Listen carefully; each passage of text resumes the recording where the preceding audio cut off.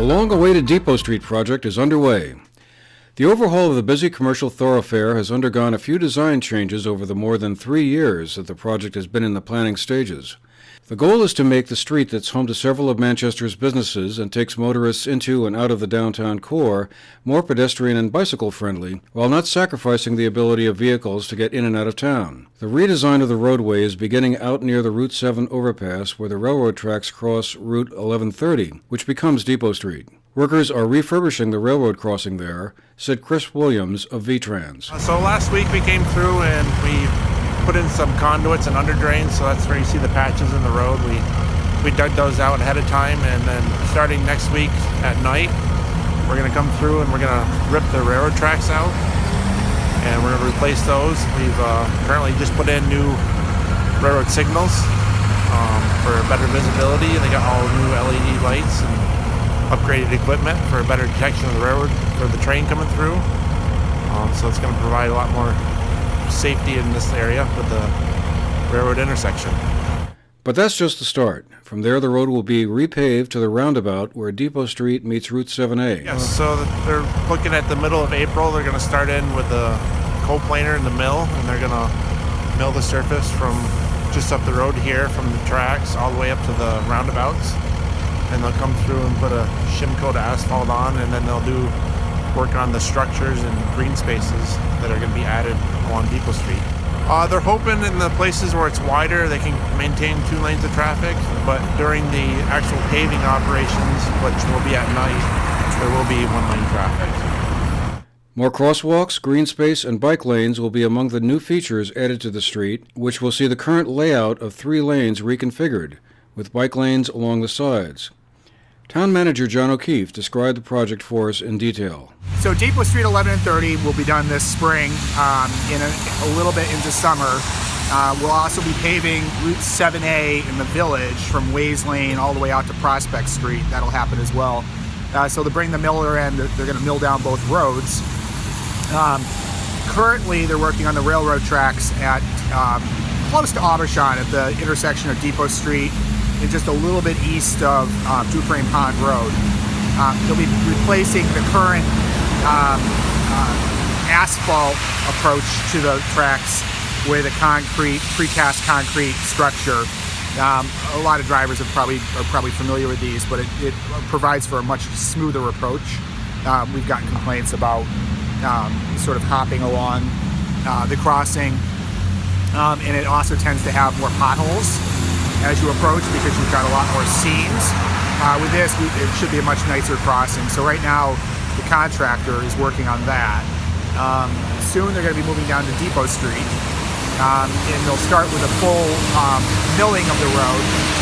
You can see here, right now we've got 3 lanes on the road. The configuration will change a little bit. We'll still be working within the curb-to-curb structure, which is almost 50 feet wide. And so once they mill it down, they'll start to do some work. So up at Cottage Street, that part of the project, the full pavement will go from Cottage Street all the way out to just east of Dufresne Pond Road.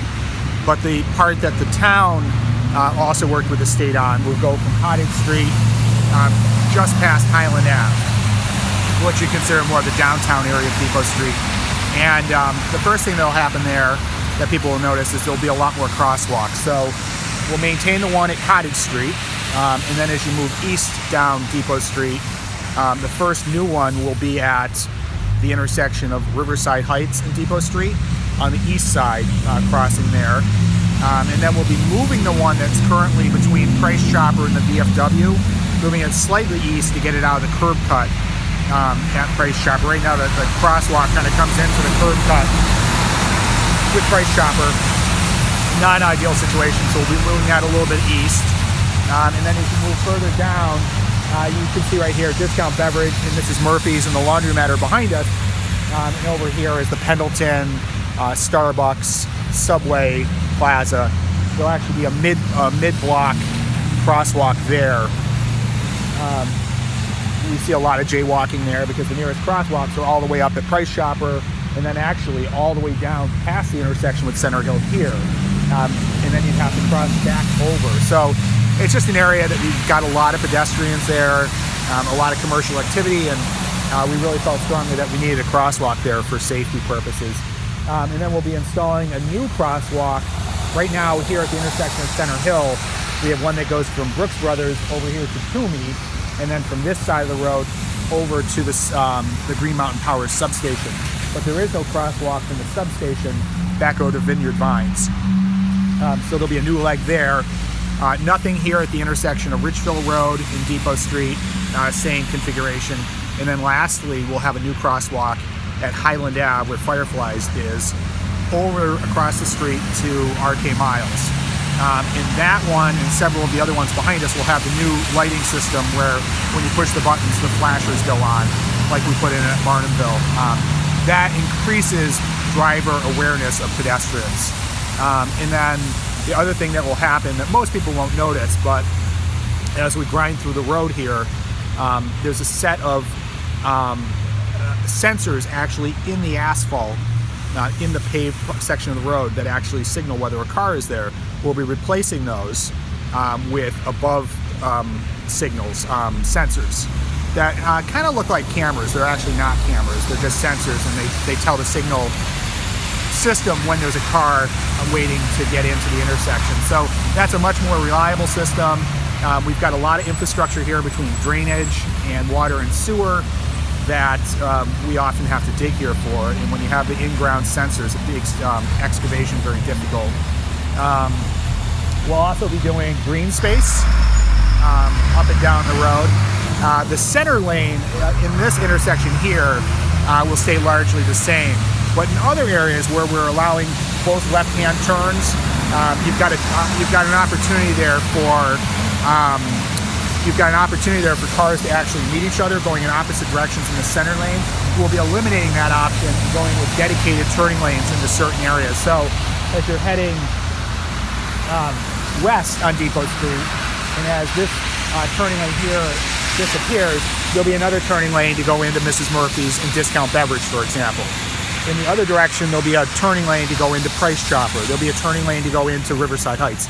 So there's multiple turning lanes that are left turn lanes only. They're not the ones where you have both traveled ways getting in there. When those aren't present, we'll actually be taking up some of the right-of-way with green space and trees. We'll be installing all new street lighting, very similar to what's in the roundabout in the town green, standalone versus the ones that are attached to telephone poles. So they're much nicer. There's a much better spread of light. It'll be much more attractive in the evening hours. And then the last piece is actually all the way from Highland Ave up to the large roundabout. Will be bike lanes in both directions, 5 foot wide. So you can ride from Highland Ave actually through the roundabouts, which are actually very bike friendly.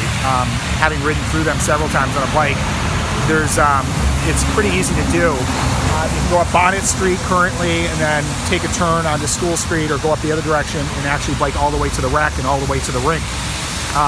So there is starting to develop a bike network up and down Depot Street, through the roundabouts, and then through the rec and through the rink.